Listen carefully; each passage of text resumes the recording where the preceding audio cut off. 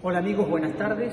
Estoy en la sede europea de Naciones Unidas aquí en Ginebra y vamos a entrevistar a César Ricaurte, que es de la organización no gubernamental Fundamedios, que asiste a los debates que tienen lugar en estos momentos sobre la situación de violaciones de los derechos humanos en Ecuador. Ocurre que los países que han ratificado el Pacto de Derechos Civiles y Políticos de la ONU están obligados a presentarse a hacer un examen cada 3, 4, 5 años, para ver si están cumpliendo, digamos, los postulados del pacto.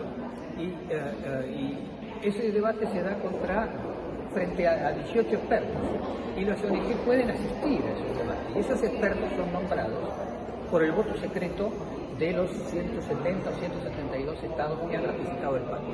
Dicho esto, el debate está en este momento en sala, y quería preguntarte sobre la situación de la libertad de expresión, que es una de las especialidades del ONG. ¿Cuáles son vuestras inquietudes? ¿Qué sugerencias o qué propuestas le podés hacer al comité, o qué alerta le haces al comité sobre la situación de la libertad de expresión en Ecuador? Gracias, Juan, por la entrevista. Un enorme saludo para ti y para toda la audiencia. Mira, nosotros ya presentamos en el periodo anterior, en el 2017, información sobre la situación de la prensa en el Ecuador. Y arranco por ahí para un poco contextualizar lo que está pasando actualmente.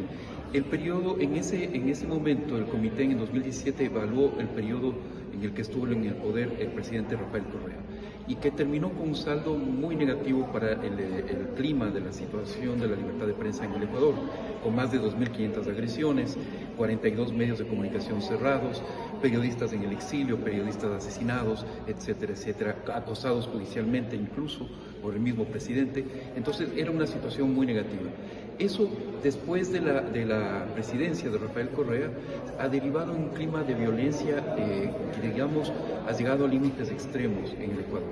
Arrancamos el 2018 con el asesinato y el secuestro y asesinato de 3 periodistas de Diario El Comercio, Paul, Javier y Efraín, en la frontera entre Ecuador y Colombia, un caso emblemático y que significó un momento de ruptura por la violencia con la que fueron asesinados, por la hazaña con la que fueron torturados y asesinados estos periodistas. ¿Y estos periodistas tenían una actitud de denuncia, de revelación de ilegalidades del gobierno?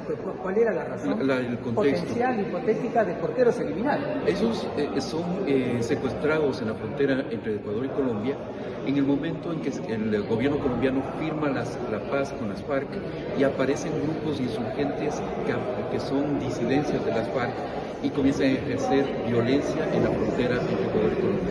Los periodistas habían concurrido a esta zona de frontera justamente para hacer la cobertura acerca de cómo estaban estos grupos violentos actuando entre la frontera en Ecuador y Colombia. Pero esto, Juan, además es el antecedente para lo que viene después. En el Ecuador, a partir del año 2021, que es posterior a la pandemia, inmediatamente posterior, comienza a desatarse una violencia muy importante, producto de la acción de grupos de delincuencia organizada. Ecuador, que era un país muy pacífico, que no había tenido estos problemas de delincuencia organizada, se convierte de pronto en un territorio lleno de grupos de los carteles mexicanos de la droga, claro, de los paramilitares, no directamente vinculados al Estado. Son grupos que además, pero lo interesante y lo terrible de todo esto es que infiltran el Estado. O sea, hay en este momento en marcha investigaciones gigantescas de Fiscalía, en la cual revela cómo los grupos criminales se infiltran en la política, en la justicia, toman jueces, fiscales, fuerzas de seguridad del Estado, obviamente, altos funcionarios públicos, etcétera, etcétera. Y se auto protegen con medidas.